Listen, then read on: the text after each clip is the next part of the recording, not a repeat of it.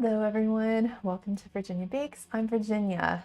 Today we are going to make some cute little heart-shaped fudgy brownies with some lovely color that we're going to add with the help of some festive M&Ms and icing. And so we're going to have fun making these adorable little brownies. And what else can I say? It's almost time. I feel like this one's just in time for Valentine's Day. You should have the chance. We're going to use some silicone molds for the individual brownies. So you'll have a chance to pick those up if you decide to make these. You could also make them in just a big pan and using a heart-shaped cookie cutter, cut out individual brownies. I wanted to try the silicone. I thought it might be a little easier. They are a little bit difficult to pop out, but we'll get to that later. Let's get started. Okay, so I have a ton of stuff. This is a very quick and easy fudge brownie recipe from King Arthur. That's the name of it. And it is very quick and easy. It's probably the easiest thing next to a boxed brownie mix. But I just prefer making everything from scratch. It feels more homemade that way. Not to say there's anything wrong with the boxes, but I enjoy doing everything from with all the individual components and controlling that sort of stuff myself. Maybe I'm a control freak, I don't know. Okay, so we are going to start with 1 cup of flour. That's 120 grams. And basically this one, everything is going to go into your bowl in order, and then we start mixing. So you don't have to, it's just like no fuss, no muss. And if you're weighing, it goes even faster. So 120. This is filled to the brim. I gotta be careful closing it. Okay, next is 3/4 of a cup of unsweetened cocoa. That should weigh 64 grams. It took me dang near 20 minutes to get my contacts in today. I don't wear them enough because I don't find them very comfortable. And I almost gave up and went with my readers, but there's plus and cons to both. What I say, 64 grams. Plus and cons, pros and cons.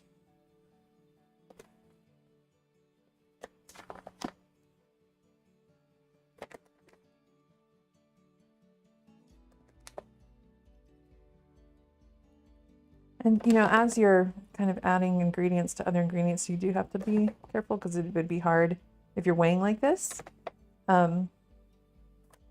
It can be oh my gosh, 64. It'd be difficult to remove something if you go over. If I'm trying to be really close and approach that number with caution, so I don't go over. All right, next is 1 3/4 cup of granulated sugar. That's 347 grams. So I realized last night when I was making the after batch that you'll see in a few, that I was basically all out of granulated sugar, and I'm like, oh, I don't want to run to the store. And so I found some organic, where is it? There we go. Some cane sugar that I had, and I don't remember why, but it's a 1-to-1. So this works, and I have plenty of this for this recipe. So I saved myself a trip to the store, and I'm using up ingredients I already had. So I'm happy about that. 347. And the only difference, like in flavor, is it might taste a little more caramely, like a brown sugar, but I don't know. I don't know that my palate is sophisticated enough to notice the difference. 347. You're getting close. 42, 47. Not 48. 47. Okay. Then, let's see. Next is a 1/2 teaspoon of salt. Not a problem. We don't weigh that. 1/2 teaspoon. Okay. 1/4 teaspoon of baking powder. If you like your brownies more cake-like, then you could maybe double the leavening agent, the baking powder. That's and that will give it a more airy texture. You could also, when you're mixing it up, maybe beat some extra air into it. That would help too. But I really like just ooey gooey fudgy brownies. So this 1/4 teaspoon of baking powder is just enough, in my opinion. And then if you have it, this is optional, some espresso powder. And so I've got the King Arthur espresso powder there. You just need a teaspoon of this. And coffee, like if you don't like coffee, obviously don't put it in because you probably will notice it. I don't notice it. It just brings out the chocolate flavor more, and sort of deepens that dark chocolate flavor. But if you do have if you are sensitive to coffee, just leave it out. It's no big deal. Now we need 3 eggs. Let me move this out of the way. I saved a butter wrapper from earlier so I could have my little egg set up here. You know me. Well, maybe you don't know if you're new around here. But I have this little kind of a setup for eggs so I can check. I do them one at a time and check in this little glass dish to make sure I don't have any shells before I put it in with everything and end up having, like, I wouldn't want to crack directly into there and then have to fish out a shell somewhere. It's annoying. I've done that way too many times in my life. I find like this little setup works nicely. And then the little butter wrapper or a bit of, parchment paper, if you didn't save the butter wrapper, it's nice to help kind of keep the surface clean if you're one of those people. I'm one of those people. I don't like stickiness or wetness on my fingers. Drives me nuts. Like my fingers are currently kind of have a lot of egg on them and it's making me crazy. So I'll be rinsing them in a second. Let me get this out of here. I think I'm done. I'll hold the butter wrapper for like the spatula if I need to set it down. Hold on one second.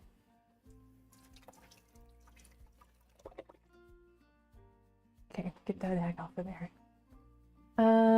What's next? That was 3 eggs. Next is 8 tablespoons, 113 grams of unsalted butter, melted. Unsalted because there's not a standard amount of salt in salted butter. Like each company will do their own amount, and so you don't really know how much salt you're working with. So by going with unsalted butter and then adding your salt yourself, that 1/2 teaspoon that we needed, you have much better control over the saltiness of your bakes. My brother, who this week made some of my cookies, refuses to use unsalted butter. But that's okay, he's a rebel. Oh, hey Corvus, thank you. Let's see. Vegetable oil, 50 grams. Okay, this one's we're gonna want to be careful with because we won't be able to pull out oil if we go over the 50. So I'm just going nice and slow. 30-ish, 40, 47, 48, 50. Great. And then 2 teaspoons of vanilla. I think there's 2 teaspoons worth in here. If not, I have another one standing by.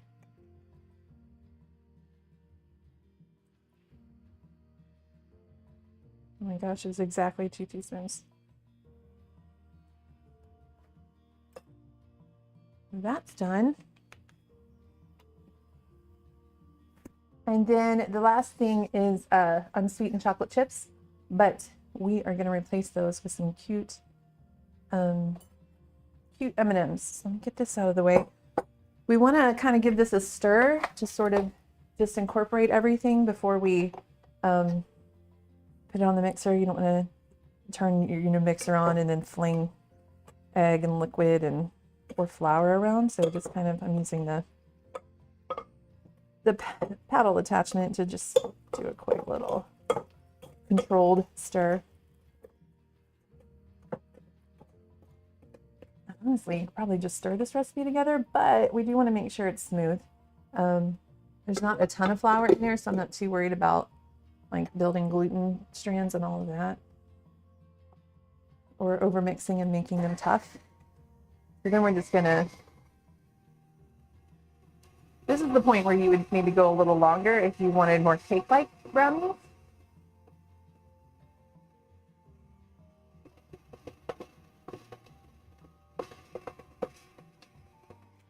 And just stir or scrape the sides of the bowl down. And give it a couple more moments of mixing. Whoa.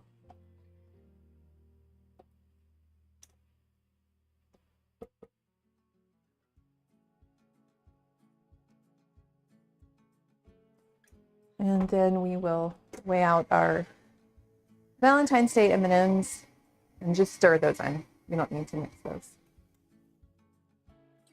Okay, I'm happy with that.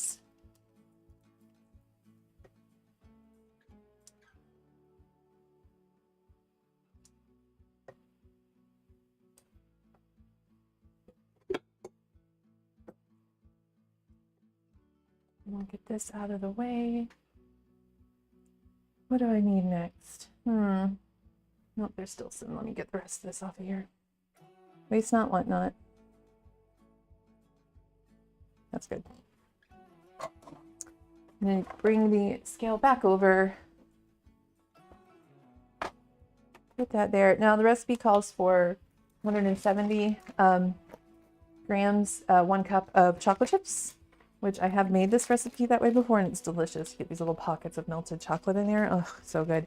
But, you know, it being holidays coming up, Valentine's Day, and it's kind of the same thing I did with the giant Halloween cookie, is these, they're just such a lovely way.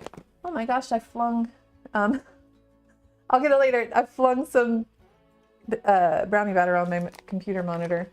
But, you know, just these festive M&Ms are a nice way to add the holiday themed color.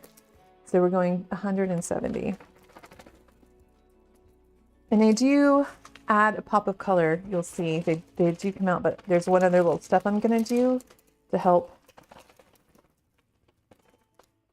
Come on. Okay, there we go. Oh no, there's leftover M&Ms. Whatever shall I do with them?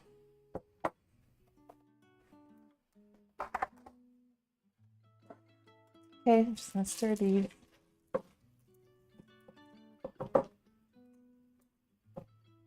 Throughout the batter. And there you go. You can obviously do this with a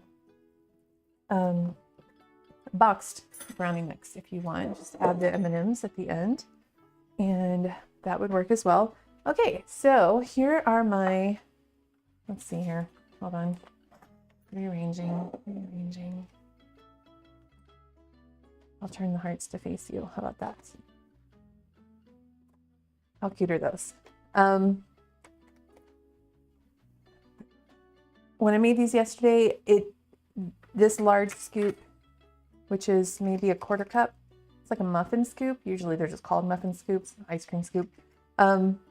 Like one per well per heart was plenty, and it used up all of the brownie batter. These do not, because they're silicone, they don't need to be greased or floured. They come out a little bit, well, we'll talk about that in a minute. Anyways, let me go ahead and do a good healthy scoop per heart. And then we'll have to go behind and smooth these out because it's pretty thick batter. Not going to smooth out itself.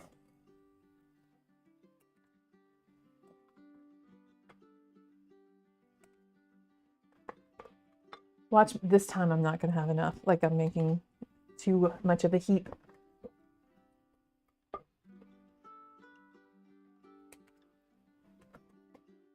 I believe in the process. Here we go.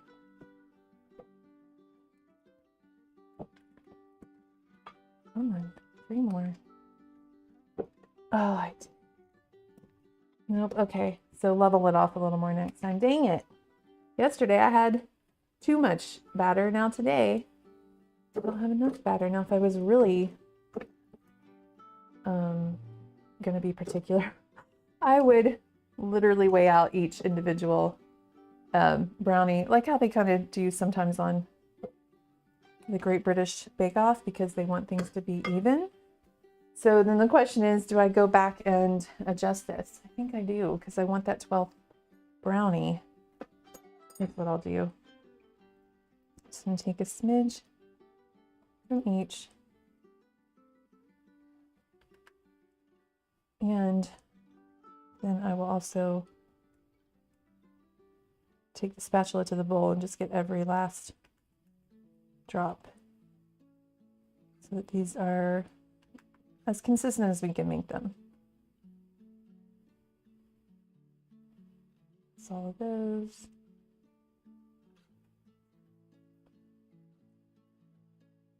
I hope everybody's, you know, surviving this cold weather in Florida. It got into the 20s last night. I didn't go outside, but the weather said it feels like 13 degrees. I'm guessing that's just because of wind, and I mean, Florida is still pretty moist and humid, so I think the cold just really sticks to you when you go out like that. Boy.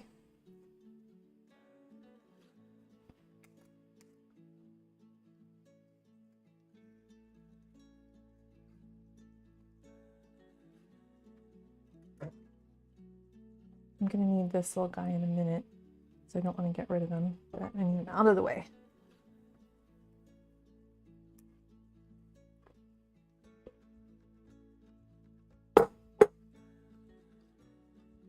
Okay, there we go. That's much better. All right, so now we just need to go through this one here. Looks a little sad. So I'm going to go through my little baby spatula. No, this is not a spatula. What is this called? Oh my gosh, I'm drawing a blank. And just, I'm smoothing these out, spreading them out to all the nooks and crannies of each mold. Not worried about the M&Ms, and you'll see why in a moment.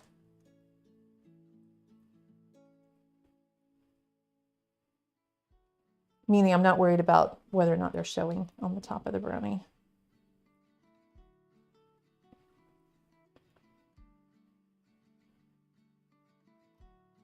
What did I make where I did, like, I had the muffin pans on a scale and I was measuring the exact amount each time I went to fill a muffin.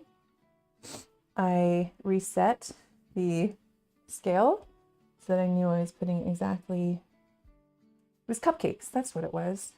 I wanted to make sure all the cupcakes came out the right size, or the same size. And yeah, that's what it was. And I think I like did the math. Sometimes I probably go overboard with this stuff, but I did the math of what all the ingredients together weighed.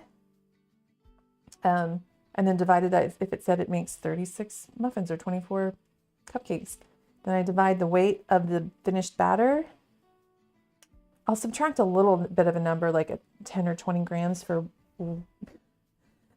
This is crazy. I can't believe I'm confessing all this, but I'll subtract some grams because of the stuff that gets left behind in the bowl. You can't scrape everything out, or the stuff that's still in the spatula.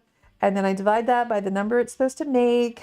And then whatever it is, 55 grams per cupcake, that's what I weigh each time and make sure that's how much I have in each well, so that it's like the perfect, they're all consistent. I guess it's probably something you have to do that a lot on the Great British Bake Off, because they're trying to, that's part of some of the challenges, is to make super consistent individual items. So I think I probably get carried away. Who's going to notice? It's just me. All right. That's pretty smooth. We've got consistent-ish amounts per brownie. Now what we're going to do is, whilst I was out shopping for the Valentine's M&Ms, I found some Valentines. They're the baking size. So it's this little bag. And you probably, if you locate this, it's not like he's a baker with his little hat on. So they're minis and they're in the colors. And so if you locate this honestly, you could just use this for the inside of the brownies too. I at least wanted to use them on the top, and just sprinkle a few on to make sure we have the colors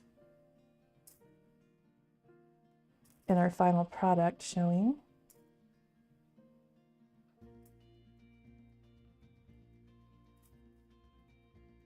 Corvus is so encouraging, thanks.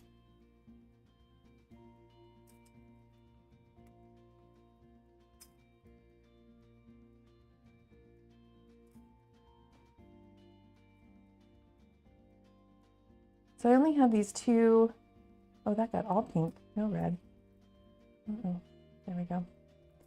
I only got these two silicone molds, so I unmolded the ones I made yesterday. I took them out, so I won't be able to show you how to get them out today, because by the time we're done with the frosting and the decorating of the ones that are currently made, I don't think these will be baked, especially considering I didn't even preheat the oven. Let me do that, because I do want to bake these now in, what is it, 375?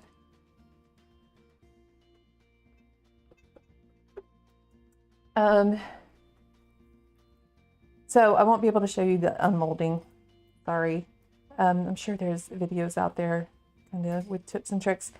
I definitely need practice. I messed up a brownie or two, but that's okay. A couple of them I think we can cover with the frosting, and then there was one that's now it's pretty tore up. But they do, you just kind of like get underneath and push as much as possible, push straight up, and then slowly peel the bottom away, because these are very gooey and they do stick a lot to these. Like if this was a cupcake, like a cake texture, a cake batter, I think they would pop right out. But these, because they're so gooey and sticky, they really did, I did have a little bit of a struggle getting them out of the silicone. The other thing about using the silicone that I found was really nice is that because it's silicone, it doesn't hold the heat like a metal pan. And so the outsides don't cook to that, like if you like the outside edges of a brownie pan, like some people do, I like the inside, the like super gooey, mushy section of the middle. But there are people that are fans of the outside rim and have that sort of more cooked, like that chewy bit. These, because of the silicone, it's not conducting heat and cooking the outside faster than the inside.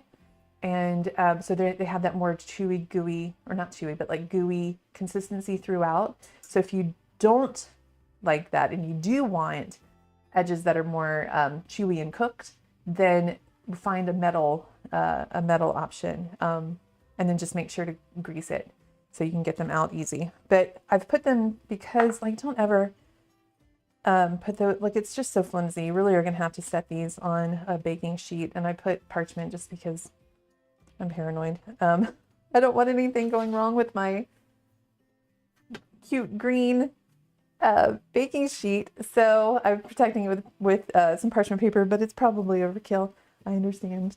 So you don't necessarily have to do that when you're just using it to hold silicone baking, and they're not going to bake up and go outside of the wells and make a mess. They just aren't going to do that. There's not enough rising agent in them. All right, I had chocolate on my hands. So here are the finished brownies. These are the ones that got a little bit messy. That one's fine. This one has a bit of a crack there, and then this one just went into pieces. So that'll be what's called a baker's treat. But as I went along, I got better at it, and look how cute they are. I mean, you really could just stop there if you wanted. You don't necessarily have to do this next step.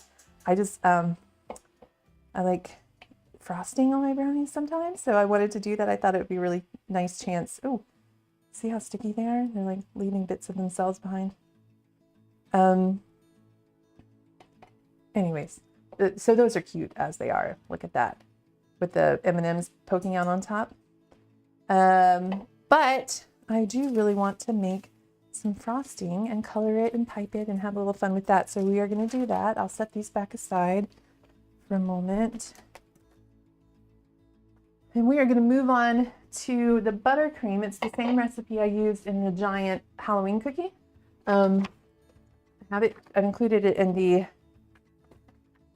description. Buttercream frosting. This is a knockoff I found from, it's a Publix buttercream knockoff I found online. Or my sister found online and she sent it to me and she says it really does taste like it. So we've been using it and it works really well. So we're going to start with 1 stick of butter. I just kind of cut it up. It's a little cool in here. So I wanted to make sure it could come to like a softish room temperature. So I cut it into little pats instead of leaving it as a full stick. Just helps soften the butter faster. 1 cup of Crisco. I've got the pre-measured kind. You can, of course, if you have the tub of Crisco, you can use that instead and just weigh it out. A cup of the Crisco would be 227 grams.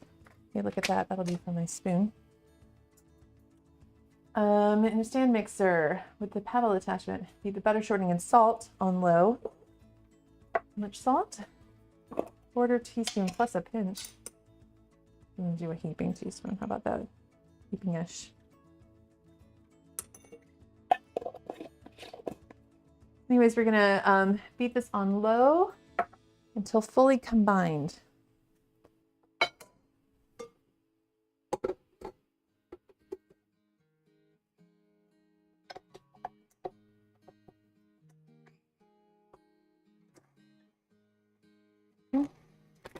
Do a little bit of straightening, I guess, while that's going.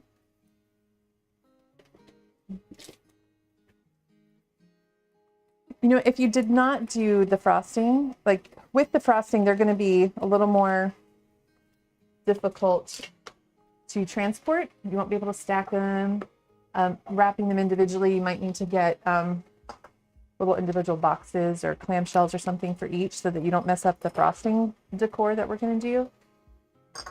So if you just left them plain like that, you could put 1 or 2 in a little treat bag with a pink bow. Use them for Valentine's Day, treats at the office or in class or wherever you might be. And that would transport and you'd gift them a little bit easier if you did that. Scrape the bowl as needed.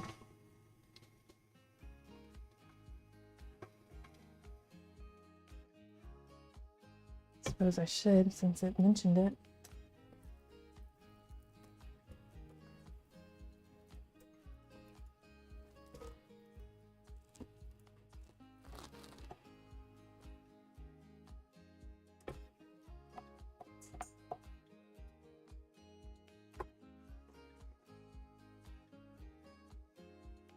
Next, we will mix in the butter flavoring, the vanilla, and the almond extract, and I put those here.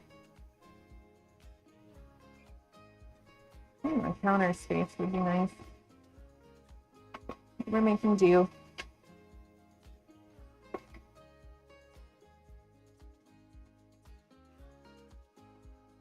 I'm almost out of butter flavor. I think I have just enough for this. To order more. This might be, I'm gonna say it probably is too much frosting for 1 batch, so you'd always store it in the fridge or freezer and thaw it out for later. I believe it thaws well. I actually haven't tried that.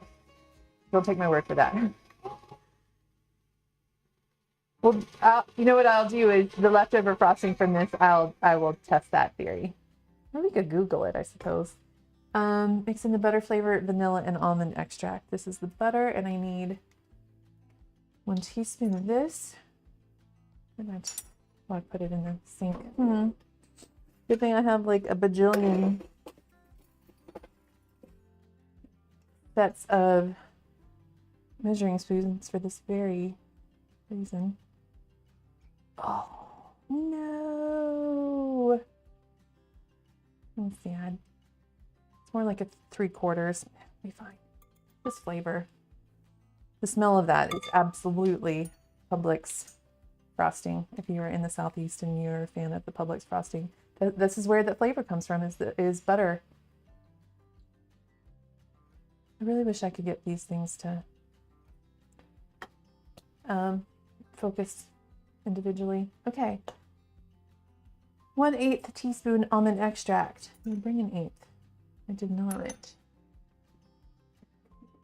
Let's go dig it in the drawer. There we go. 1/8 teaspoon. It's so funny, every time I check the monitor, I see that glob of brownie batter, and I think there's something on my forehead because that's where it's located on the monitor is my forehead. And 1 teaspoon of vanilla.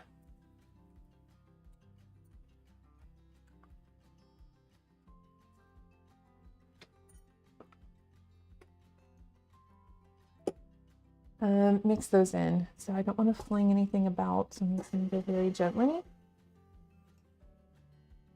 Add the meringue powder, which is optional, but I have it. It just helps with like the stability of your frosting.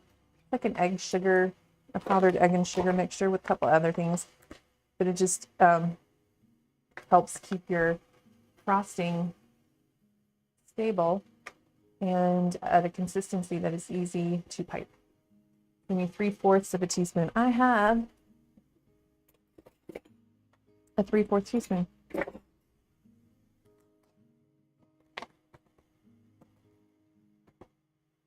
What are we doing with this? Add the meringue powder and about half of the powdered sugar. Mix until smooth.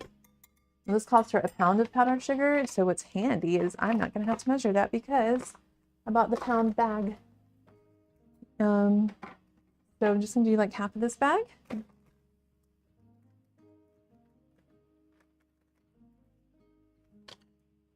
Half-ish. And we're going to start low so we don't fling powdered sugar all over the place. I'll scrape the bowl and I'll add the other half. So easy.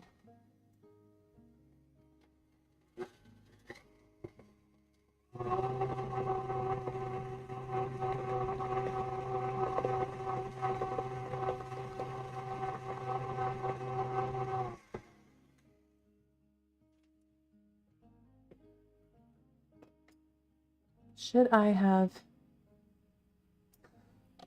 do this every time? I think I had this problem last time. I need to put it on the directions. I'm so sorry. Should have sifted this. Let me sift the other half just in case. And it's not looking lumpy, but it's a good habit to get in. Disappointed with myself for not doing it. So all we're gonna do is run it through one of these.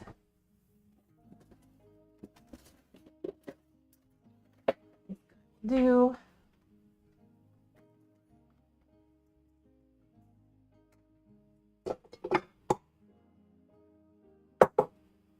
oh.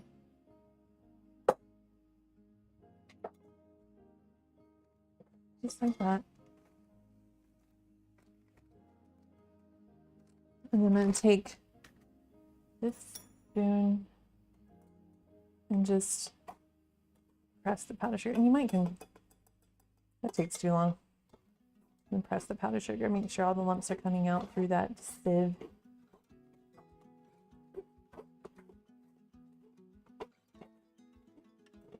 I remember having one of those, like a barrel with a handle, and you squeeze, squeeze, squeeze, and it like has a little arm inside that pushes it through the sieve, like what I'm doing with the spoon. And I remember Granny using it a lot. I don't feel like I stopped using that kind years ago because I found it just really annoying to clean. I just think this is a little bit easier.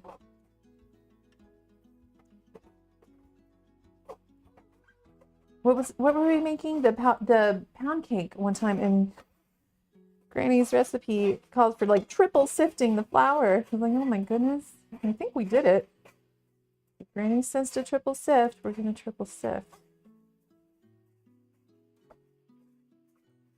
Actually a really nice day out today. Nice and sunny. I think last time we had overcast, it's kind of gloomy in here. Okay. Ooh, I'm getting just got powdered sugar all over the. There was some powdered sugar on the edge here, and I just got all over the not all over, but it's actually a cute little look. A little dusting of powdered sugar on a brownie. Okay, that's fine. So back into here. Nope. Yes. Got some on the edge here. Hold on, you can't see that. Okay. Start low so we don't fling too much powdered sugar all over the place. Then what's next? 1 to 2 tablespoons of milk as needed for like getting it to consistency that will be just right for piping. Let's see how this turns out. It's pretty thick. And turn it up, really give it a chance to get light and fluffy. Let's see, hold on. Yeah, that's too thick. Let's do at least 1 tablespoon of milk. And see how that does.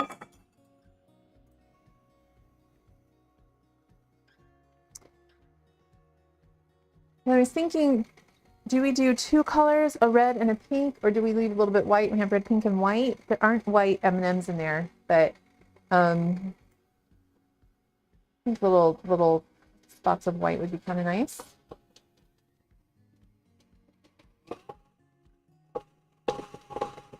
Actually, I don't think this is too much frosting. I mean, by the time we split it and color it and put it in piping bags and all that stuff, I think it'll be just the right amount.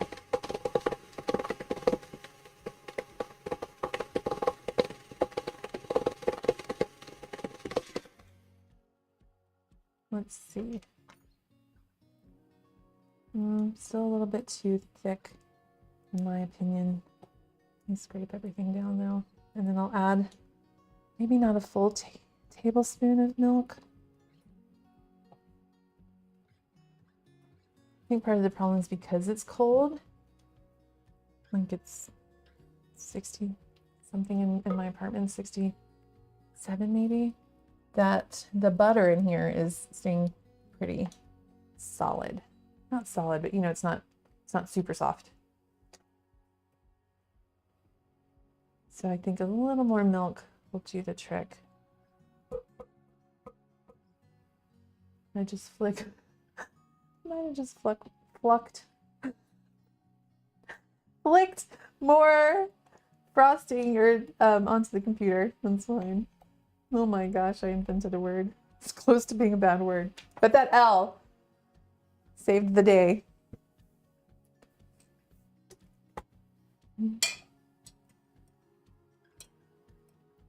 Maybe not a full tablespoon.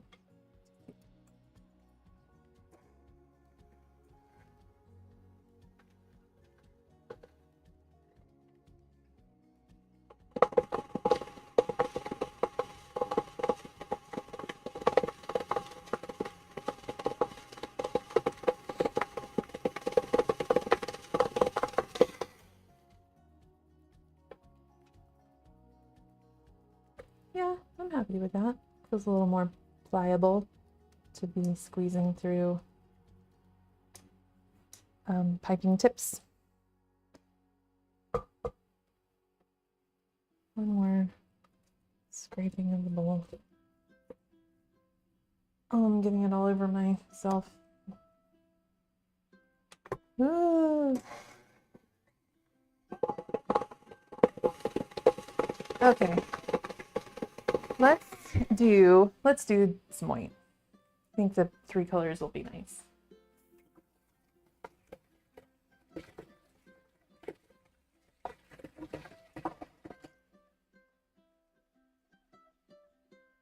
So first step is going to be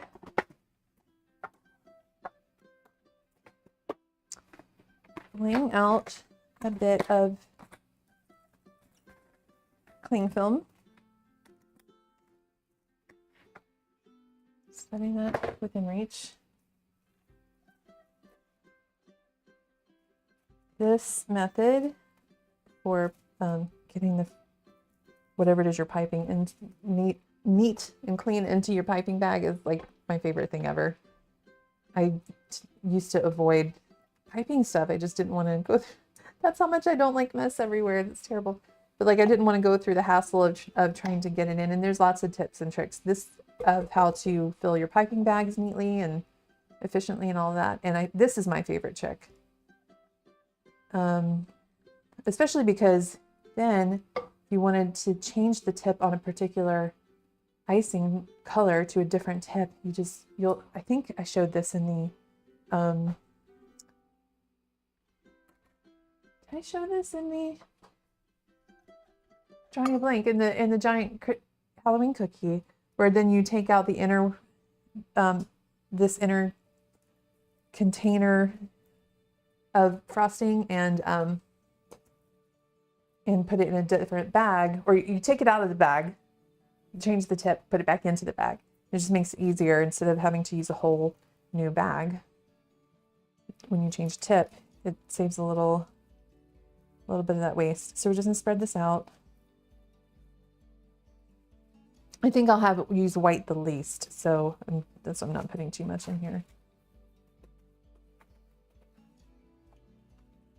Okay, and we cut off one of the ends.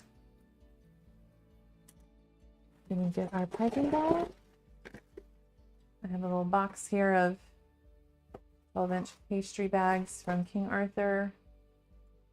Packages of 72, they're very handy. These are smaller ones and we're not using a lot of frosting, so I think they're a good size. What tip is the question? So I think I pulled these earlier, and this is going to make little rosettes. Really wish I just can't do anything about that. How about this? Does that help at all? A little bit. This little rosette tip, does it have a number on it? Yes, it's a 21. Then this has more. Does it have more? No, I think that's going to end up doing the same thing, honestly. I wanted to keep them small because the brownies are small.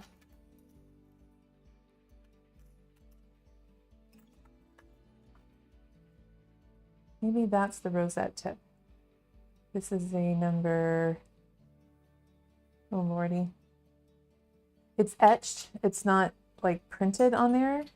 Like this one's printed, so there's a bit of contrast between the metal and the printing. There's no contrast here, and I'm having a struggle reading that, but it's okay. And then I need more tips. I wanted one like this with a ton of little shorter tips to make. I think none of these are quite right. I'm worried about going too big because then I don't have that kind of space. We don't have that kind of surface area. We're gonna do this one,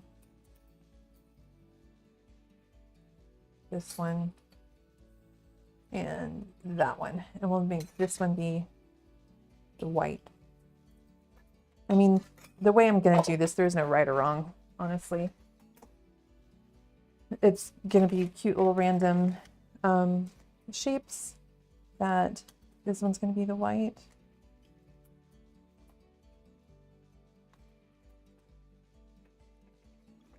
Cute little random shapes that, you know, abstract. So there's no perfect way of doing it. That's the beauty.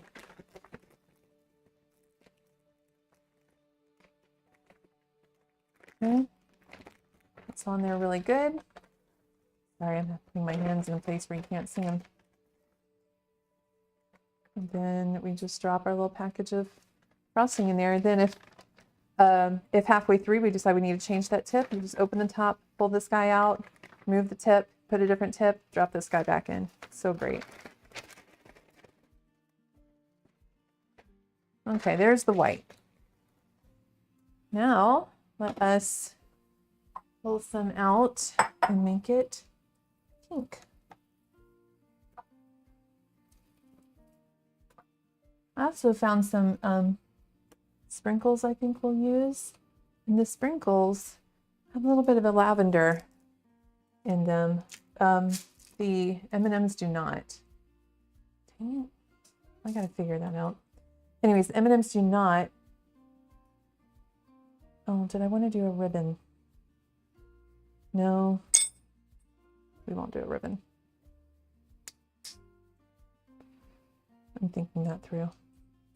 The M&Ms did not have a lavender color, so I don't think I would do a lavender frosting.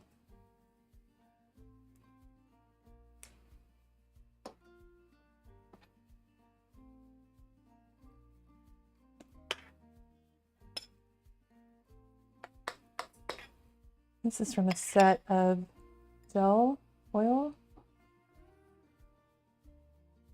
liquid gel food colors that I found on Amazon.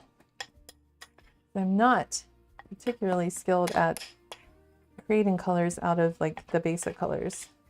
It's just much easier for them to do it.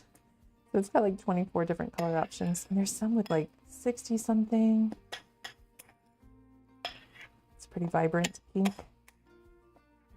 Yeah, I think we're gonna stop there. And then this one, well, I guess let's go ahead and get this into its container and out of the way.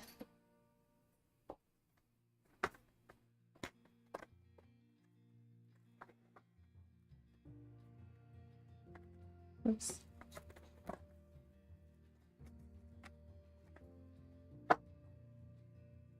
Into its container, into its piping bag.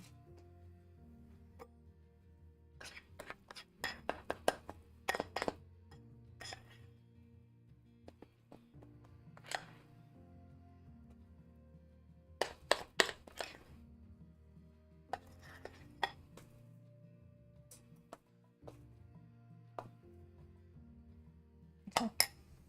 Not worried about it. Fill this up.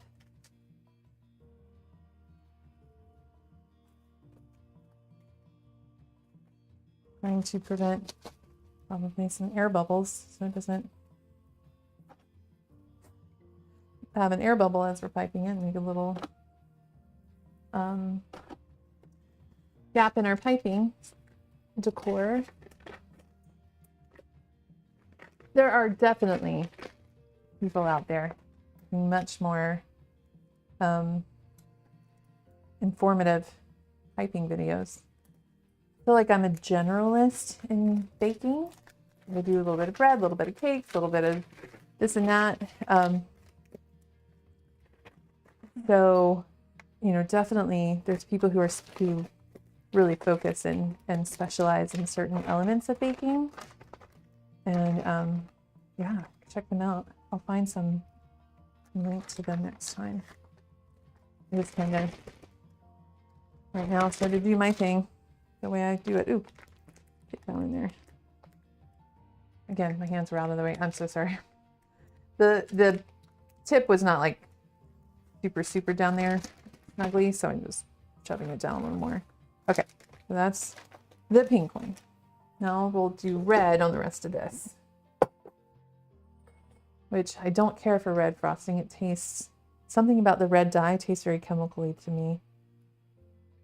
I do want there to be a distinction between the pink and the red.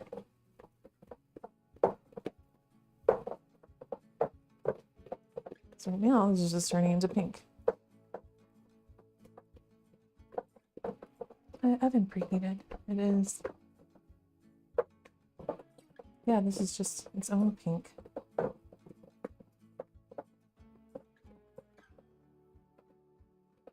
Let's add some more red.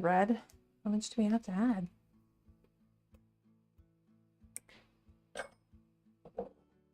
I get so paranoid about getting food dye on the counter. I'm just sticking it in that little bowl just to be safe. The last time I used red, something I found was that like the longer it sat, the redder it got. Like maybe there's some element of oxidation involved. So I'm not going to go too wild and crazy with too much red food coloring, because I feel like I'm hoping that oxidation thing is real and that this will just turn red. Oh, hello. Oh, Zagabab! Hello. How are you?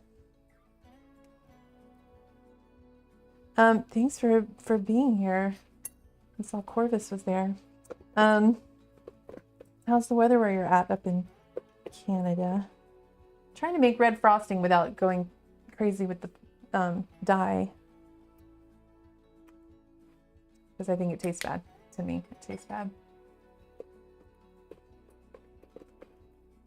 But I do definitely want it different than this other pink.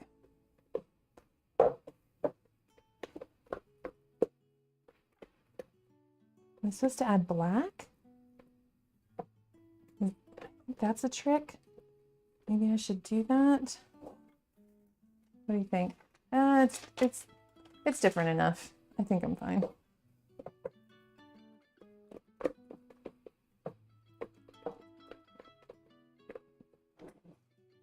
Now I'm questioning things. Only just below freezing. Oh my goodness. Well, but you're used to that.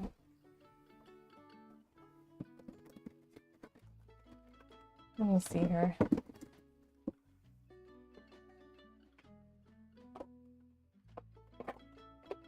Am I just below freezing? Okay, so we've got, I just want to see what else is available. There's the black. There's not a red. This is supposed to make it white. How does that work? What is this? This is coal black, and this is, oh, there's two coal blacks. I think this is the open one. I'm just going to add a couple of dots of black. That's a beautiful color. Do you think it goes well with this one? I'm gonna do this. I'm gonna add just a little bit of black to darken it a smidge. I might regret it.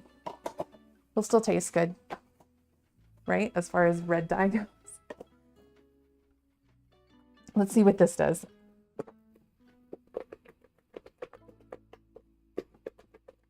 Oh no. Oh no! It's making it like a purpley. I should have left well enough alone. Don't be disappointed in me.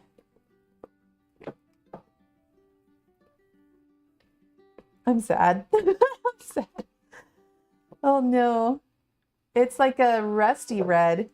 And I guess it's okay. A few more. Let's add a little more red back to it. And then I better stop. I better quit while the quitting's good. Get the dye away from me.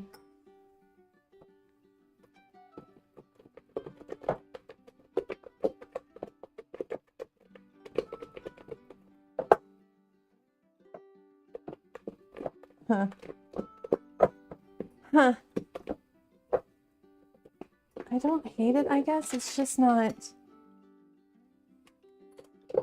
Maybe I do hate it. I don't know. We'll put it on the brownies, see what we think. And then we'll know better for next time.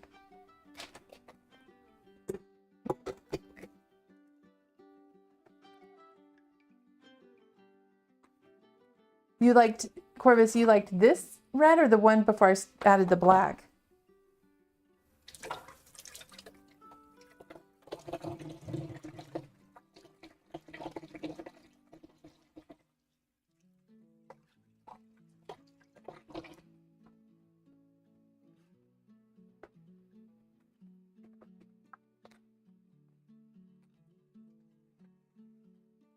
Like a...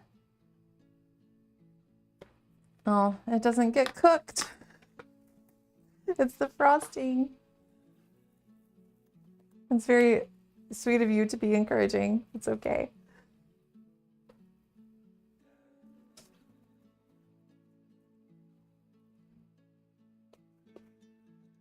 Store-bought icing, they get that stuff red. You maybe just use store-bought icing.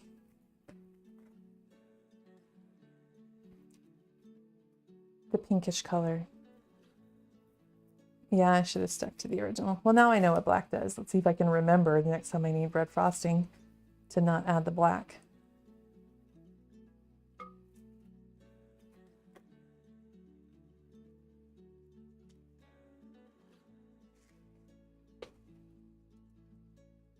Okay, there's that one. One more bag.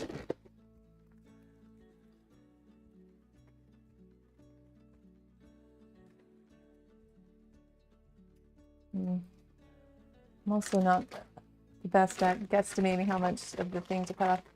Oh, sorry, in and out. Yes. How's the party going? Don't even worry about it. I appreciate you being here at all.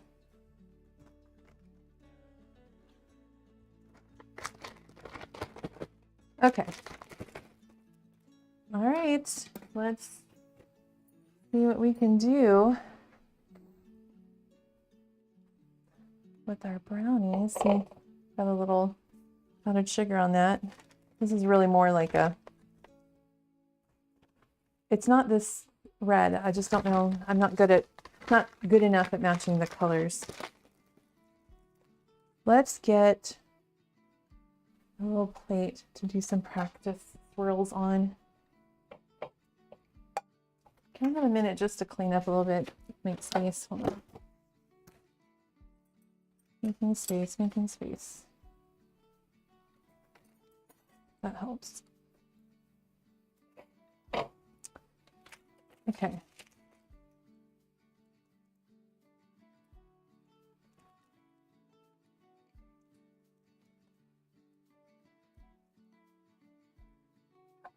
I mean, looks brown. I'm sad. Let's see how it looks with some pink near it. Maybe we just go with the pink.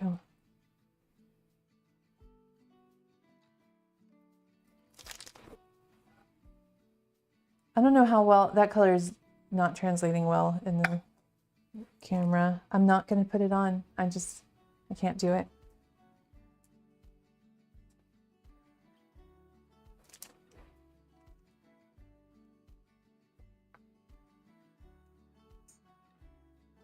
I'm just going to do the pink and white.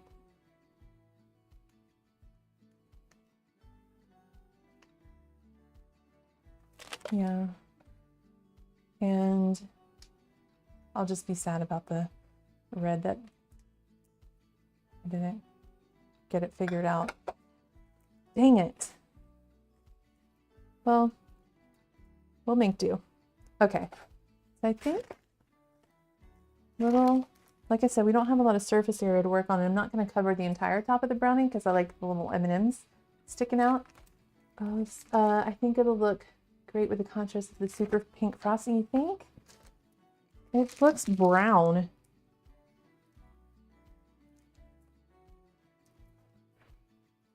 It looks brown. I mean, it looks less brown in real life. It looks slightly more red than brown, but it just looks like a brown. What could I do? I think this is ruined. I don't think there's anything I can do to salvage this. But what I could do is decorate with the white and the pink, and then whatever's left of the white and pink, I combine together and mix it and have like an in-between shade. So I still have a third shade. I think 3 shades is better than just the 2. So that's what I'll do. We're going to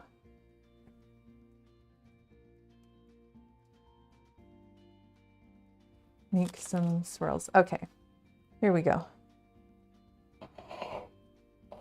I think I'm just gonna do in the top like third of each brownie.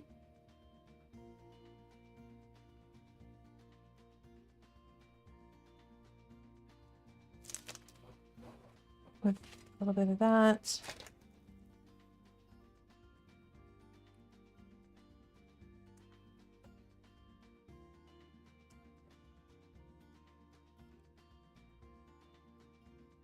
Leave some space for the other pink. we'll do a little bit of pink, or the third pink that we're going to make here later. Well, in a minute.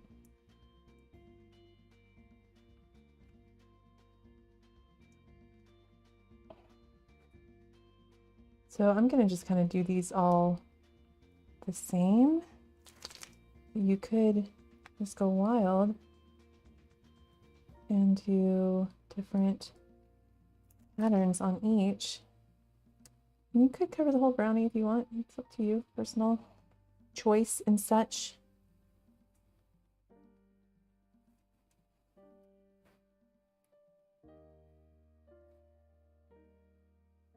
Just gonna do little swirls.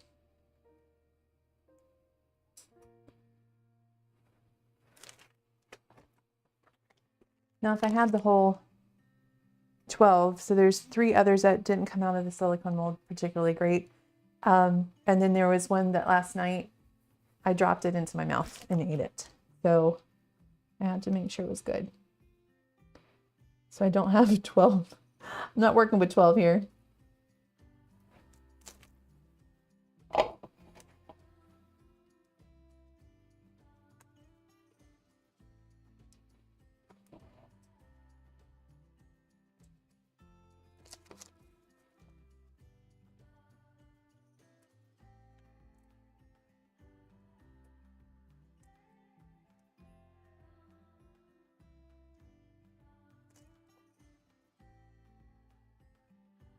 I've got to learn how to do red frosting. I feel like that's just something you need to know how to do. At least by Christmas time, I need to have it figured out.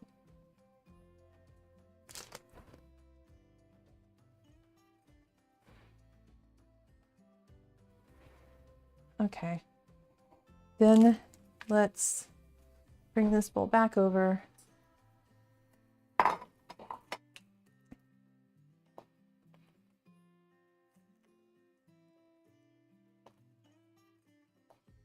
Just in case I need more white.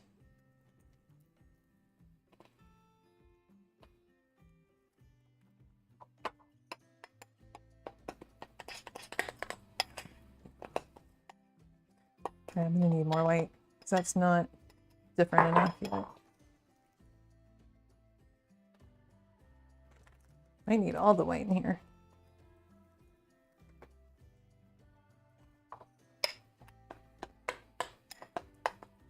Problem solving. You can see it looks great. Oh, thanks. Is it still not quite different enough from the other pink?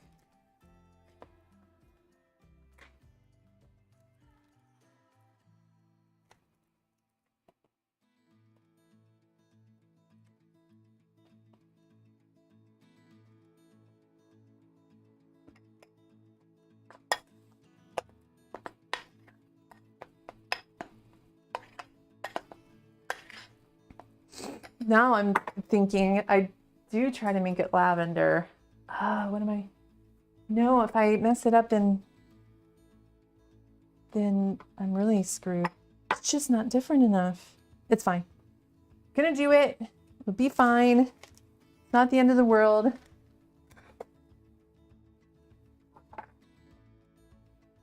What does that white do? This is a good chance for me to test out this white. If that makes this a little more pale, I would be very happy. This looks great.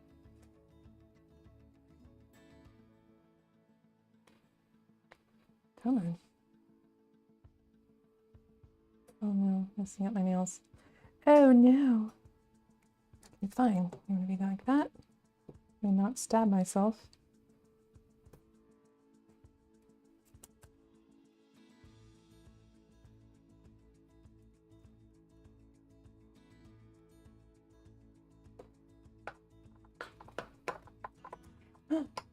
It works.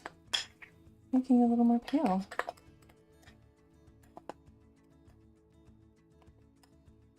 Oh my gosh.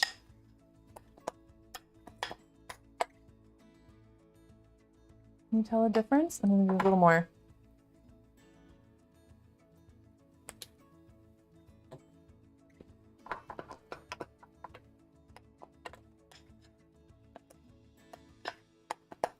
Okay, I think this is as good as we're gonna get. It's definitely different. Okay. Phew. Note to self. Do some research on red, how to color red frosting. Apparently red is not it. Or I should have left it alone. It just looked so pink to me. But now here I am with two pinks.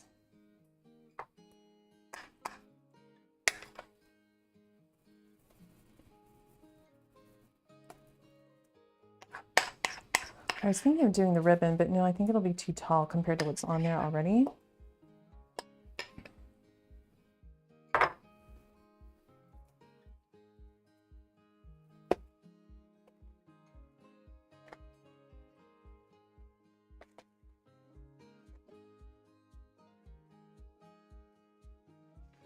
I go for it. Anyway. You're right, you're right. One more baggie. Can I use that bag? Can I use the white bag? Maybe. Let's try it. I've got some pink on it. Pull this out. Put this in. There's some white down at the bottom. We'll just leave that tip.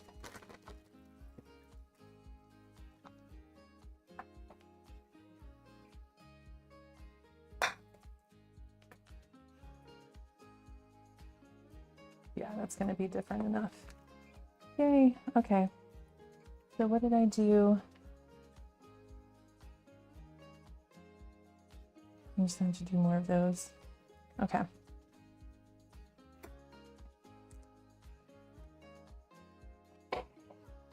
And sprinkle some of these around.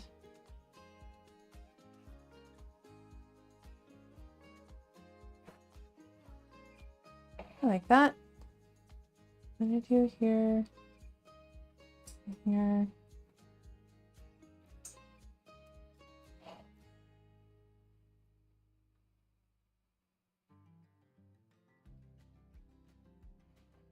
I ended up covering half the brownie, but that's okay.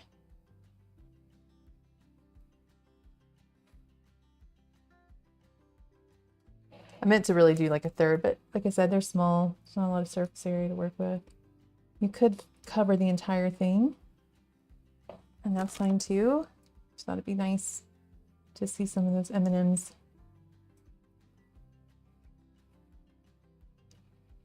Popping out.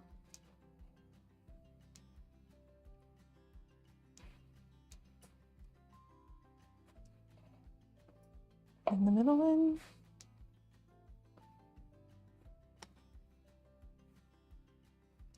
Okay. I think I'm pretty happy with that. And then do we do sprinkles or is that too much?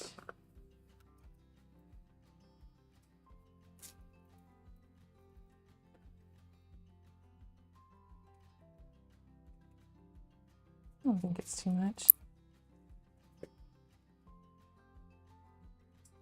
A little. That's easier for sure than the fingers. Almost done, almost done.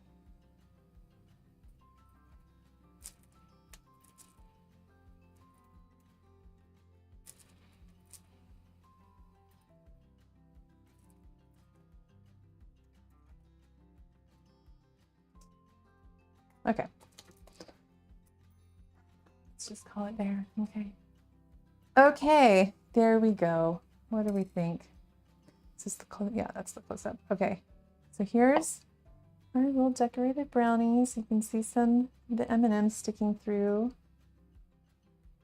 No red icing, and that's all right. The sprinkles, they do. I don't know how people get them to stick. Okay, those are sticking. There we go. All right. Because of that accidental brownie eating last night, and it was not accidental. I know that these are going to be good. They are very gooey. Let's go back to this one. They're very gooey.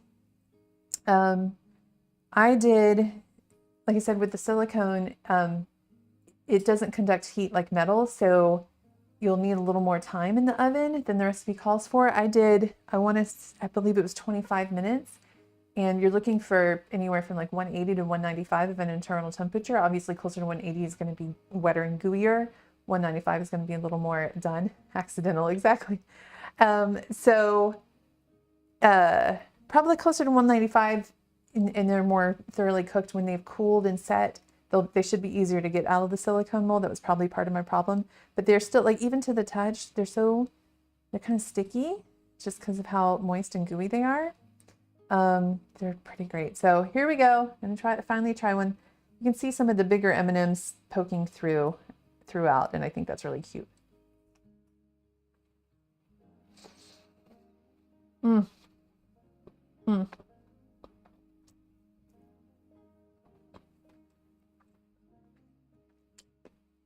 It's just so good.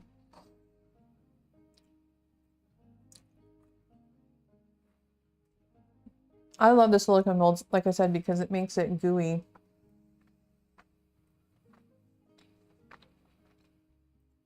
All the way to the edges, as opposed to having those chewy edges, and I prefer the gooiness all the way through.